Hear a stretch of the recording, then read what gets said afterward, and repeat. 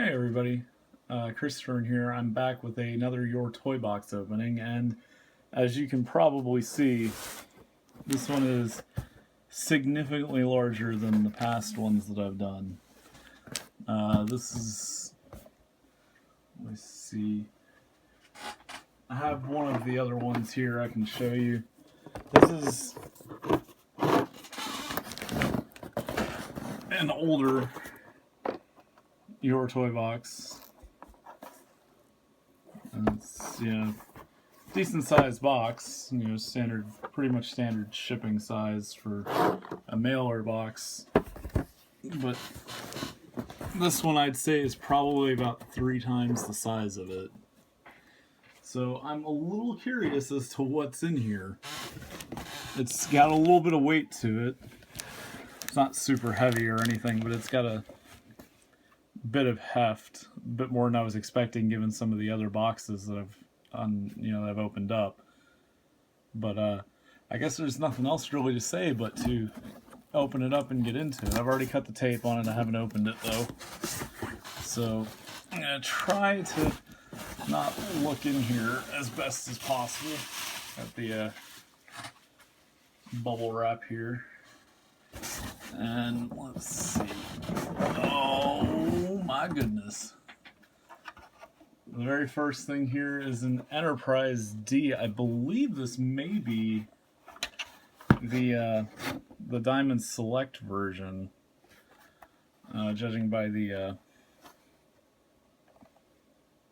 metal connectors here. I believe this is the Art Asylum version, although the age of it has me thinking maybe it's the Playmates version. Let me see.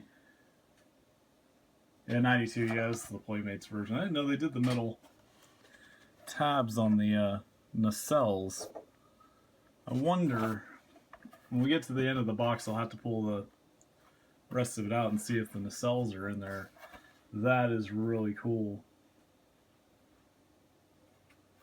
Yeah, we'll have to see if the nacelles are in there, because that would be really cool to display. Not sure how well it would balance though, because it doesn't seem to have a place to put a stand on it. Maybe it would lock into the stuff, I'm assuming. So if you look at the bottom where there would normally be one on a lot of Starship toys, there's nowhere to really put a stand, so I wonder. But that is really cool. Let's set that there. On the next item here, which I have no idea immediately what this is. It looks kind of Star Wars-ish. Maybe from the Clone Wars or something. Maybe why I don't recognize it. I never really followed the Clone Wars very closely. It's got a little pod that spins here in the middle, which is kind of cool. Let's see if I can find any markings on it.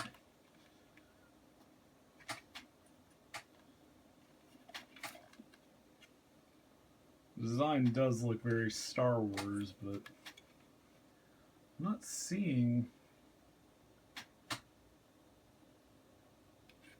any kind of maker's markings on it. Like copyright Hasbro or Lucasfilm or anything like that.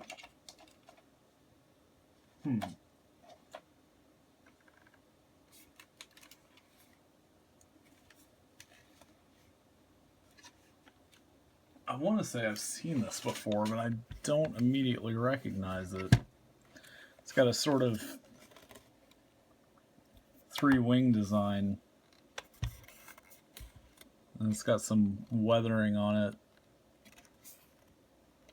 Some of it looks artificial, some of it looks like it's just weathered by play. And it's got some like silver flecks of paint here and there that look like artificial weathering.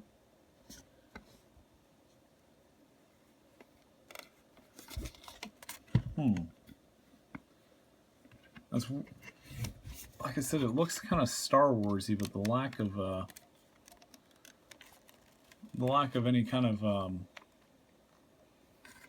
maker's mark kind of makes me doubt that, because Hasbro certainly never seems to hesitate to put their name on everything they can. Typically it would be on the bottom, which I assume is this side, since it doesn't have the little red bit there. Let's see if I can find out where that's from. That's interesting. It's a really cool design. I just don't know immediately what it is. I guess that's what I get for not following the super extended universe of Star Wars, if it is from Star Wars. Yeah, 2 spaceships. That would definitely explain why this is a giant box. Jeez. Alright, let's see here. Ah, little Millennium Falcon. It's a little... feels like it... yeah, it's got a little hinge here. It's like a little... possibly a little play set. Or just a little diagram, I don't know. That's pretty cool. I wonder if there's any info to tell me when that's from.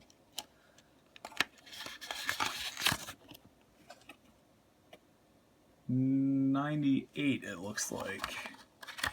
Yeah, inside there says 1998 Lucasfilm. I don't know if you can see that. There you go. From Hope, Indiana.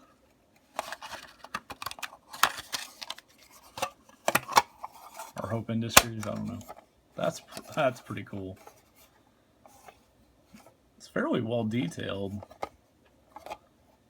You know, the sides aren't very well detailed, but the top and bottom have a lot of detail, especially the top has a lot of the little surface detail. That's always been, like, this and the Enterprise are some of my favorite ships in sci-fi, so... it's really cool to get both of them. And we have a Power Rangers Zord. This is these yellow Zeo Rangers. Was it Zeo Ranger 4, I believe?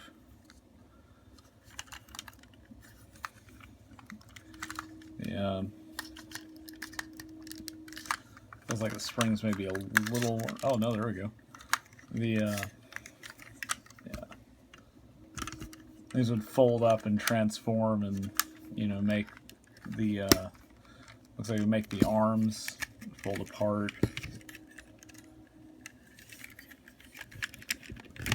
And then they'd, like, the little hands would come out and that'd be your arm for the Megazord. That's pretty cool. I never actually had any of the Zeo Zords, so... maybe now I should try and get some of them. It looks like, if I remember right, there's a piece that goes on top of the head for when it's in the arm modes. I could be mistaken on that. It's been a long time since I've watched Zeo. I never really followed it closely when it was on TV, so... let's see. Next piece is... it's from Power Rangers Turbo, if I'm not much mistaken. The lights on the top here on the chest would go with that. I almost... see, it's Bondi 97. Yeah, that'd be right about the time for Turbo. There's just one of their little variations on the like action figure size Zords. I don't immediately remember this one off the top of my head. I almost want to say this was actually one of the like their I don't know, partners, not so much of a Zord, but I almost want to say they had a partner, like a cop that could, it was like a robot cop that could increase in size. He was more of a blue color, but I kind of think this may be more related to that. I don't know, my memory on Turbo is a little dodgy, to say the least. Let's see.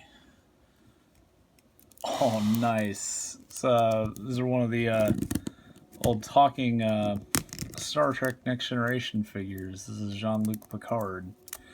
I almost want to say I had this when I was a kid. I know I had the Riker. I almost want to say I had the Picard too, but I can't really remember.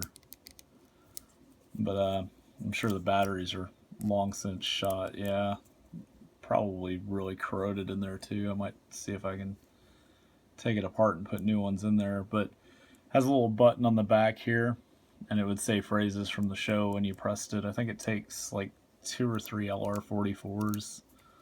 It's pretty standard for action figures back then. That was a decent likeness to Patrick Stewart, actually. You know, action figures back then, you're doing pretty good if you got a pretty good likeness of an actor. That's definitely recognizably Jean-Luc Picard, so that's a lot of, a lot of cool things in this one. Let's see. Oh. Let's see. Oh, nice. It's a stuffed Chewbacca. It's really big, so it's gonna, I'm not really gonna be able to get it in frame, but it's probably a good 12 inches, if not more. A little Chewy. That's really cool. It's got like hair instead of, like normal plush material. Oh, there's one nacelle for the Enterprise. Do I hear two? Oh, I do. All right. There's both of them. Let's see if we can get them on here. Looks like they're interchangeable. They've got tabs on either side, so doesn't look like it matters which one you slot them into.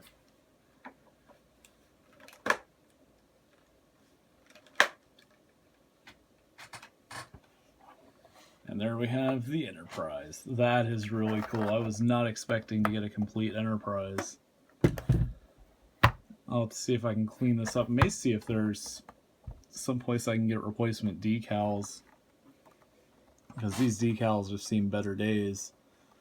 But this is 92. I mean, this is a good 24 years old now. It's got buttons here. Oh! The sounds still work. That's surprising. I expected the batteries to long be dead.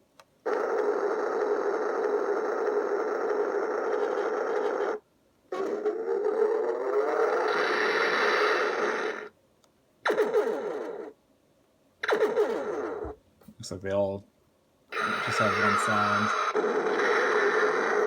So that'd be the phasers blowing something up.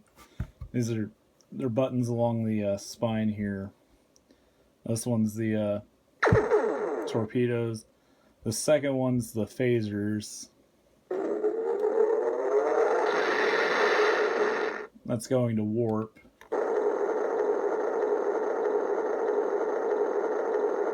That sounds like it may be supposed to be the warp engine inside the engineering section, or just kind of at cruise. Now, it looks like there may be another button here under the bridge right here. Let's see. Oh, nope, it's just separated. It's just a separate piece. Okay, so there's the 4 buttons here on the back. Then run along the side. They just play one sound each. Some of the toys, you press it multiple times to do different things. But these are just 4 buttons, 4 different sounds. So that's really cool. I really did not expect the batteries to still work. The battery compartment's right here. It looks like there's a little arrow here on. It's a little stuck. I may see if I can get that out because I'm afraid that the batteries may, while they may still work, they may be corroded or starting to leak, and I don't want them. I want them to do that because this is really cool. When I was a kid, the only one of these that I could find was the All Good Things one, where it had the extra additions for the battle version. They could fold in, but you had the seams and everything everywhere. But this is the seamless one that was the more standard issue. I think the All Good Things one's more collectible now, but personally I prefer this version. Man, that is such a cool ship. I love the Enterprise. For anyone not in the know, this is the Enterprise from Next Generation, the Enterprise D. Man, this was a really cool Your Toy box, and a massive one at that, which is really cool. I didn't know they did ones that big. So we got an Enterprise from Next Generation, which still works. I didn't see if the lights still work. I may fiddle with that, see if all the connections are good and whatnot. Got a little Power Rangers Turbo thing. I almost want to say the guy's name was the Blue Centurion or something like that, but don't quote me on that. A little talking Picard, who it's actually not little, it's actually a fairly sizable figure, maybe about 7 inches or so. This is about twice the size of the standard Playmates figures, if I remember right.